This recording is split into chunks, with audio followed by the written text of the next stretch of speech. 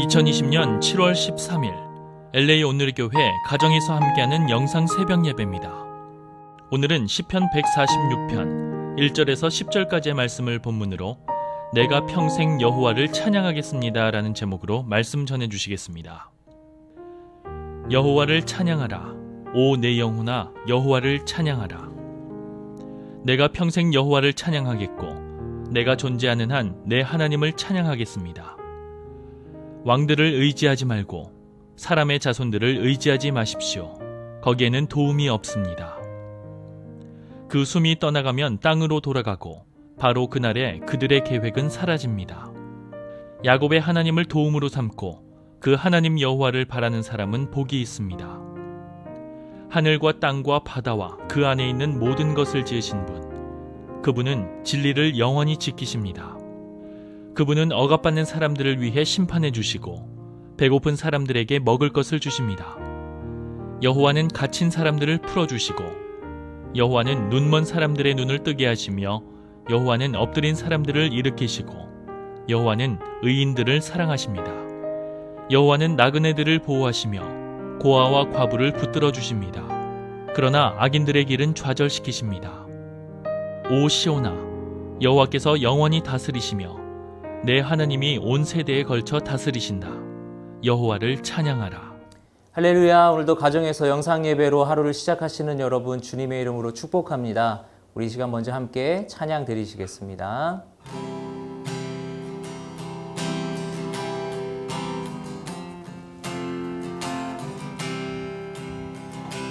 내 맘에 주여 소망 되소서. 주 없이 모든 일 헛되어라. 밤에나 낮에나 주님 생각.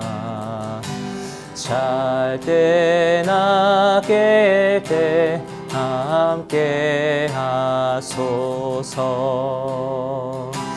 영원한 주님 내 승리의 주.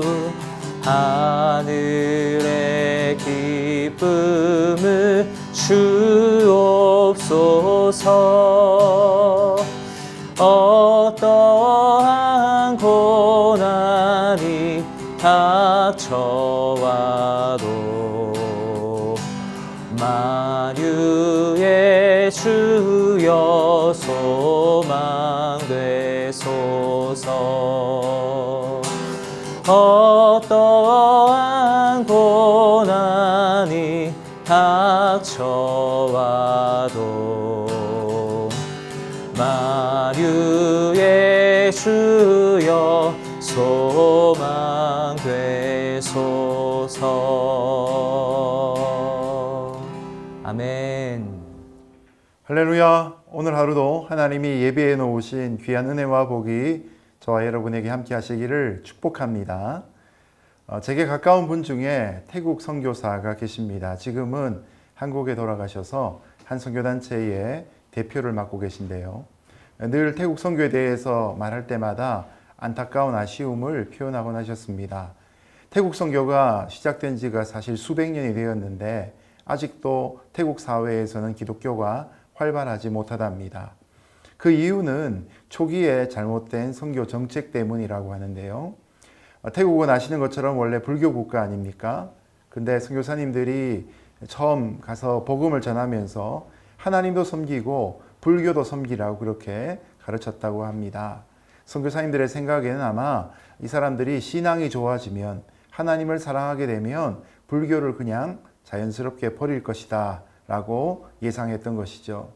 그래서 지금도 태국 기독교에서 나타나는 기현상 중에 하나는 주일 오전에 교회에 와서 함께 예배를 드리고 오후에는 집에 돌아가는 길에 절간을 또 들른다는 사실입니다. 자, 하나님을 믿으려면 우리는 오로지 하나님만 섬기라고 가르쳐야 합니다. 태국에 비해서 한국은 참으로 기독교가 초기에 뿌리 깊게 내렸습니다. 여기에도 바로 정책에 영향이 있습니다. 한국 기독교는 처음부터 모든 우상을 버리고 하나님만 섬기라고 가르쳤습니다. 그래서 옛날에 집에 있던 부적, 마른 명태의 명주실 다 떼어버리고 술과 담배 다 끊고 교회 나오도록 가르쳤던 것이죠.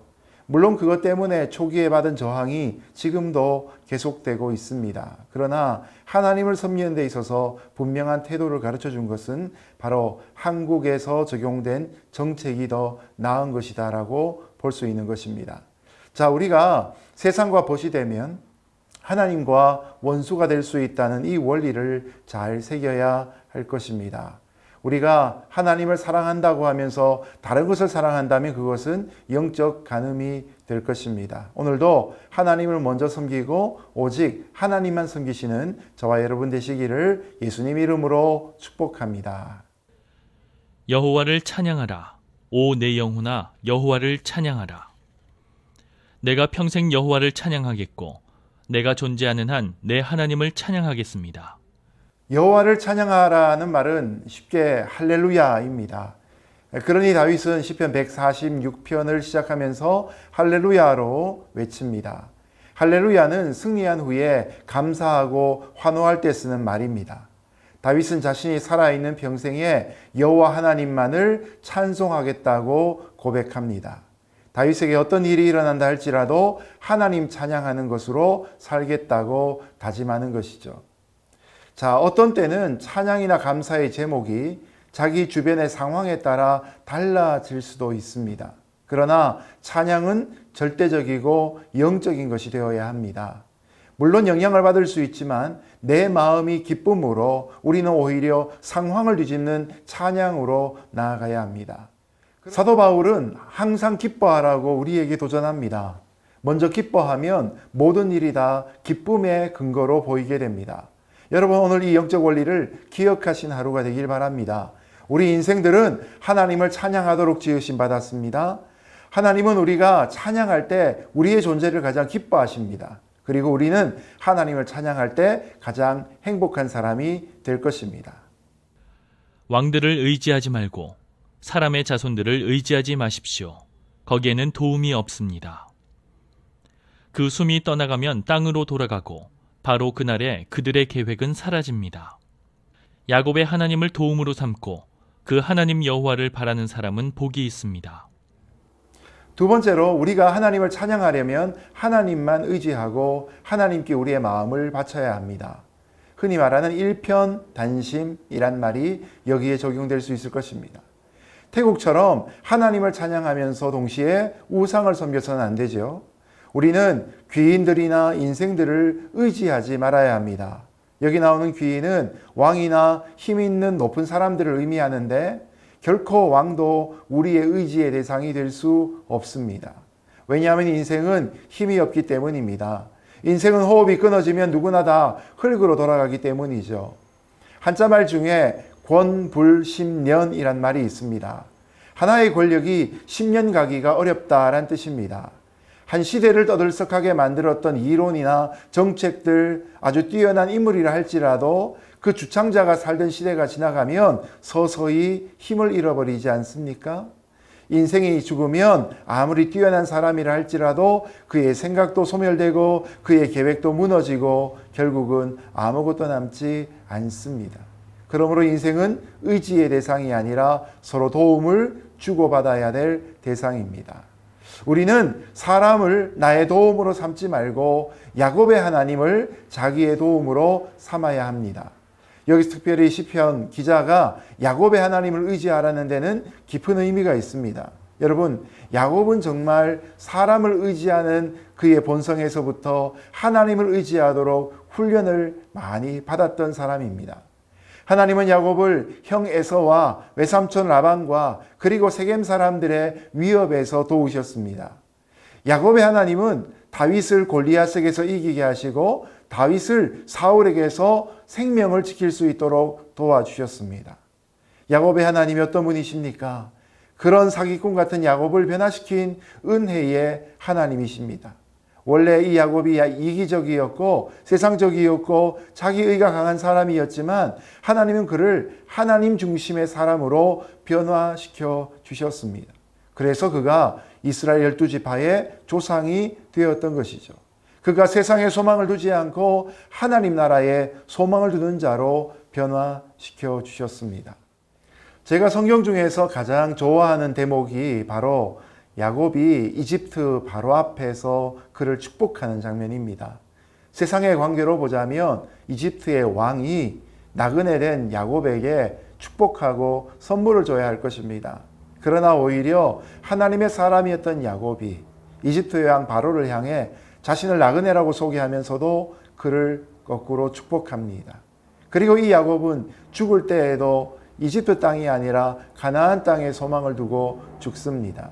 그래서 출애굽할 때에도 이스라엘 백성들이 이 야곱의 유고를 지고 가나안 땅을 향해 나아갑니다.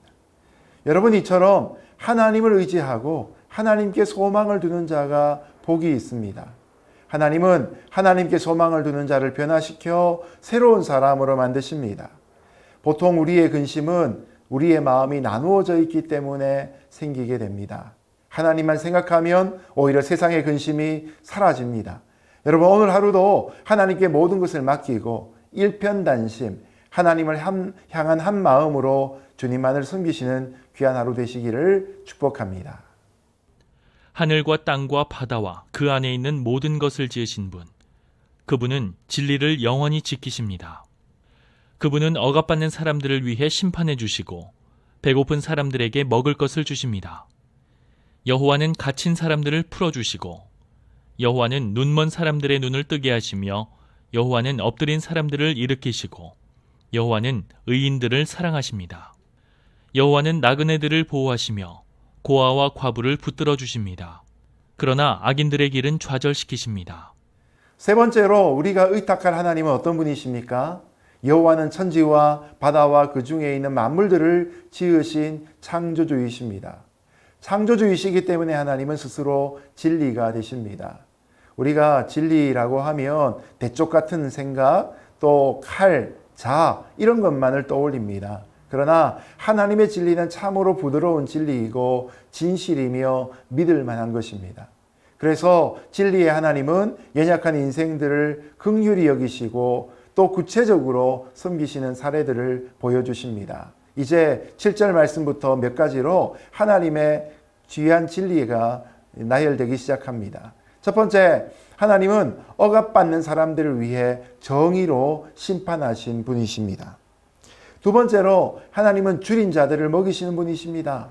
세 번째로, 하나님은 갇힌 자들을 자유케 하는 분이십니다. 네 번째로, 하나님은 맹인들의 눈을 여시는 분이십니다. 다섯 번째로, 하나님은 넘어진 자를 일으키시는 분이십니다. 여섯 번째, 하나님은 믿음으로 사는 자들을 사랑하십니다. 일곱 번째, 하나님은 나그네들을 보호하십니다. 여덟 번째, 하나님은 고아와 과부들을 붙들어 주십니다. 그리고 마지막 아홉 번째로 9절 하반절에 보면 하나님은 하나님을 믿지 않고 대적하는 악인들의 길을 굽게 하시는 분이십니다. 여러분, 여기서 진리가 딱딱하게 느껴지십니까? 아닙니다. 하나님의 진리는 참으로 부드럽고 따뜻한 것입니다. 그러나 원리를 어겨가고 하나님을 믿지 않고 대적하는 자들에게는 그 진리로 그들을 심판하시는 분이십니다. 이처럼 하나님의 진리에는 정의와 사랑이 공존하고 있습니다. 그런데 이런 하나님의 성품과 사역이 신약 복음서에 그대로 예수님의 공생애 가운데 드러나고 있습니다. 예수님은 먼저 연약한 인생들을 도우시기 위해 자신도 연약한 육체를 입고 이 땅에 오셨습니다.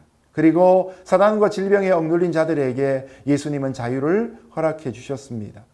예수님이 배고픈 5천 명에게 먹을 것을 주셨죠. 억울하게 죄인 되어 몰린 여인을 자유케 하셨습니다. 태어날 때부터 소경된 자의 눈을 뜨게 하셨습니다. 예수님은 막달라 마리아 같이 넘어진 죄인들을 구원하셨습니다. 그리고 마지막에 우리의 죄값을 지시고 십자가에 죽으셨습니다. 예수님은 진리이셨지만 사랑을 품고 계신 진리이셨습니다. 그래서 우리의 아픔을 친히 십자가에서 담당해 주셨던 것이죠. 오늘도 그런 진리이신 하나님, 그런 진리가 사랑으로 이 땅 가운데 몸소 나타나신 그 예수님의 임재가 저와 여러분에게 함께 하시기를 바랍니다. 오늘도 연약한 자들의 진정한 도움이 되시는 예수님의 은혜를 사모하는 저와 여러분 되시기를 주님의 이름으로 축복합니다. 오 시온아, 여호와께서 영원히 다스리시며 내 하나님이 온 세대에 걸쳐 다스리신다. 여호와를 찬양하라. 마지막으로 시인은 시온에게 말합니다. 여호와는 왕이십니다. 여호와 하나님은 영원히 다스리시는 왕이십니다. 우리는 영원하신 왕 하나님을 찬양해야 합니다.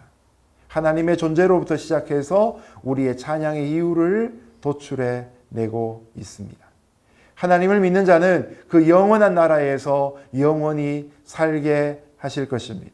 이처럼 할렐루야로 시작한 시인이 할렐루야 마치는 이 시를 보면서 우리의 매일매일도 할렐루야로 시작하여 할렐루야로 마칠 수 있기를 예수님 이름으로 축복합니다. 이제 말씀을 맺겠습니다.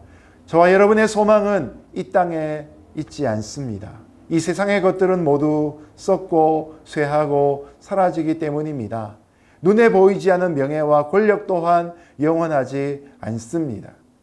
그래서 우리는 진정한 소망을 이 땅이 아니라 영원한 것, 죽는 것이 아니라 살아있는 것에 두어야 합니다. 오늘도 영원히 살아계신 진리 되신 하나님께, 사랑을 품은 진리 되신 그 하나님께 소망을 두고 살아가시는 귀한 하루 되시기를 예수님 이름으로 축복합니다. 함께 기도하겠습니다. 영원히 우리의 왕이 되신 하나님을 우리가 또한 영원히 찬송할 수 있기를 이 아침에 소원합니다. 주님, 오늘도 우리가 할렐루야로 하루를 시작해서 할렐루야로 마치게 하여 주시고 하루의 삶 속에서도 하나님의 영광을 늘 기억하며 그 찬송에 걸맞는 복된 인생 살게 하여 주옵소서. 예수님 이름으로 기도드렸습니다. 아멘.